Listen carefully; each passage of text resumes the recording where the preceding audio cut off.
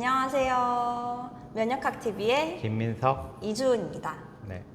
네, 오늘은 면역학에서 빼놓을 수 없는 림프 조직에 대해서 들어가는 시간인데요.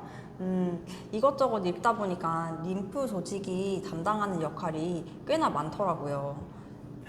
우리 이제 면역계라고 하면 네, 처음에 선천 면역도 배웠고 네. 후천 면역도 배웠잖아요. 네, 선천 면역을 담당하는 기관은 상당히 많거든요. 우리 뭐 피부라든지 점막이라든지 이런 게 다 선천 면역을 담당하고 후천 면역을 담당하는 것을 우리가 림프계 또는 뭐 림프 조직이라 그래요. 예. 후천 면역을 담당하는 세포들이 주로 림프구잖아요. 그래서 이제 네. B세포, T세포 이런 거와 관련되는 조직들을 림프 조직, 뭐 림프계라고 하는데 이게 B세포, T세포가 만들어지는 곳, 또 이게 만들어져서 교육받는 곳이 있거든요. 학교 같은 곳. 그다음에 얘네들이 돌아다니는 길, 네. 중간중간에 이제 쉬는 곳, 또 마지막에 죽는 곳 이런 거 다 합쳐서 우리가 림프 조직이라고 합니다. 아, 그걸 통틀어서 림프 조직이라고 하는 네. 거군요. 그러면 림프 조직이라는 거는 뭐 림프선이나 뭐 림프절이라 포함하는 말인 거죠? 네, 이게 이제 중추 림프계라는 게 있고 말초 림프계라는 게 있거든요. 그래서 태어나서 교육받는 데까지를 중추 림프계라고 하고 네. 네, 활동하다가 죽는 곳은 이제 말초 림프계라고 이렇게 얘기를 합니다. 이제 용어들이 상당히 좀 헷갈리는데요.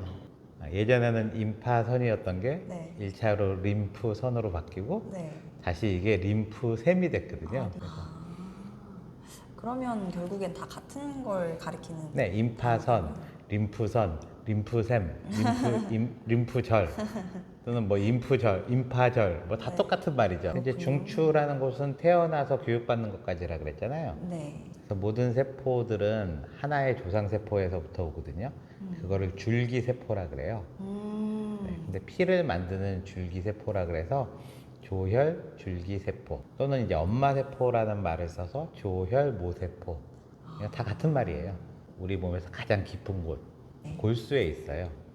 그래서 모든 그 적혈구, 백혈구, 또 네. 혈소판 이런 것들은 다 골수에서 만들어지거든요. 네. 네.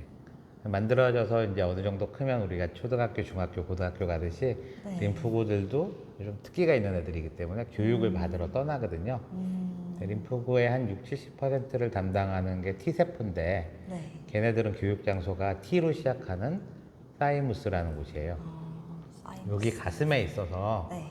한자로는 가슴흉, 또 샘선을 써서 흉선 흉선. 이렇게 하고 우리말로는 이걸 가슴샘이라고 해요. 새 같은 경우에는 이게 B자로 시작하는 네. 파브리치우스 낭, 그 낭이 B로 시작하거든요. 버사.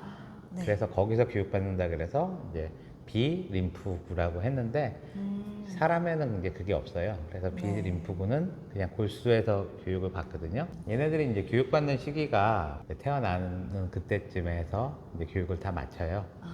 이제 교육을 마쳐가지고 밖으로 이제 나와서 활동을 하는데 네. 얘네들이 돌아다니는 길을 림프관이라 그래요. 피 속에는 적혈구, 백혈구, 뭐 혈소판 이런 게 돌아다니는데 그 중에서 이제 적혈구는 없이 백혈구만 돌아다니는 그런 림프구들이 주로 돌아다니는 길을 림프관이라 그래요. 우리 심장이 한 번 이렇게 그 박동을 할 때마다 사람마다 다르지만 한 70cc 정도 그 정도가 이렇게 나오거든요. 근데 한 1분에 60번 정도 뛰잖아요. 하루는 1440분이니까 이런 걸 다 곱해보면 7200리터 정도 계속 돌아요. 오, 피가. 엄청나네요. 그렇죠. 그러니까 심장이 한 10만 번 정도 뛰거든요. 그러니까 엄청나게 많은 양의 피가 이제 우리 몸을 도는데 이 혈관은 전체가 이렇게 다 막혀져 있는 그런 시스템이거든요. 네. 그래서 이제 폐쇄된 시스템이라고 하는데 동맥이 있고 네. 그다음에 정맥이 있잖아요. 네. 그리고 중간에 모세혈관이 있고 최종적으로 어떤 일을 하는 곳은 모세혈관인데 이 모세혈관에서부터 피가 조금씩 새나가요. 오. 그러니까 이게 완벽하게 다 막혀 있는 건 아니고 이제 어떤 목적을 가지고 새나가는데 그 새나가는 피의 양이 한 20리터, 그러니까 얼마 안 새는 거죠. 네. 그 중에서 나머지 한 17, 8리터는 다시 혈관으로 들어가고 2, 3리터 정도가 남거든요. 네. 그게 이제 림프액이 되는 거예요.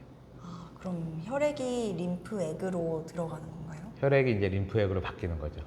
하루 전체에 한 2리터나 3리터 정도가. 그럼 걔네들은 이제 혈관 밖에 네. 또 세포 밖에 그 공간을 우리가 사이질이라 그러거든요. 거기를 사이질. 돌다가 이제 림프관으로 이렇게 들어가게 돼요. 그래서 나중에는 다시 심장으로 돌아오는데 우리가 그 혈관하고 비슷한 게 어떻게 네. 보면 상하수도관이거든요. 네. 그래서 심장에서부터 우리 몸으로 이렇게 뻗어나가는 게 상수도.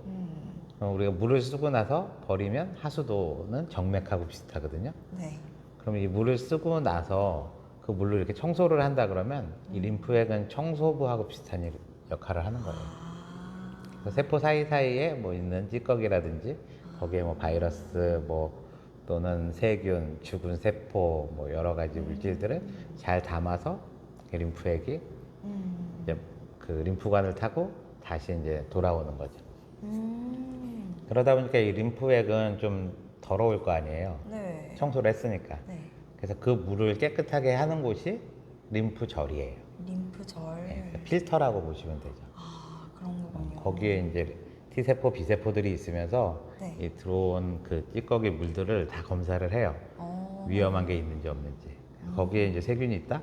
그러면 이제 거기서 B세포나 T세포가 반응을 해서 항체도 만들고 뭐 이렇게 하는 작동을 하는 곳이 림프절이에요.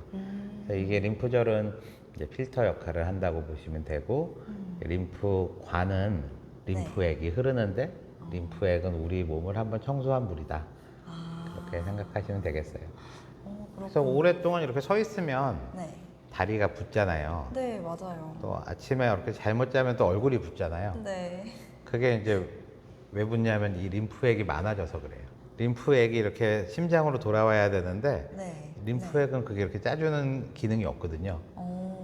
근데 이렇게 서 있으면 중력이 자꾸 밑으로 당기니까 다리에서 청소를 했던 물이 심장으로 잘 안 돌아오는 거예요. 그래서 네. 밤에 잠을 잘 때 다리 이렇게 올리고 자면 저절로 이렇게 내려가는 거죠.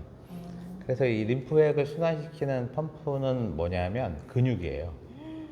그래서 다리에 근육이 없는 사람들은 이렇게 펌프가 약하니까 더 많이 붓는 거죠. 그렇군요. 하지부종이 생기시는 분들은 다리 운동을 좀 많이 해주시면 이렇게 올라가고요. 또 그런 필터들은 뭐 온몸 곳곳에 있지만 주로 몸의 연결 부위에 있거든요. 네. 그래서 우리 몸의 연결 부위가 5군데 있어요. 머리, 이제 가슴배도 하나로 연결되어 있고 네. 팔다리가 4개 있잖아요. 네, 네. 각각이 이렇게 만나는 곳이 연결 부위예요. 그래서 필터들이 주로 목에. 목에 보면 림프절이 많아서 네. 나 임파선이 부었어, 못 부었어 하는 그런 것들이 네. 여기에 이제 림프절이 주로 정맥을 따라서 쭉 있고요. 그다음에 팔하고 몸통이 연결되는 거는 겨드랑이죠. 겨드랑이에도 림프절이 많이 있고 네. 또 다리하고 이제 몸통이 연결되는 건 사타구니.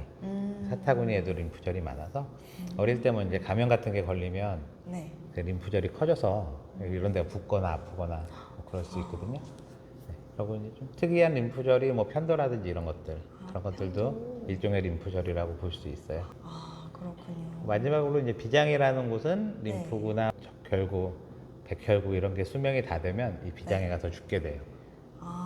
그래서 무덤이라고 보시면 되겠죠. 그렇군요. 네, 그래서 그런 거를 다 합쳐서 우리가 림프 조직이라고 한답니다.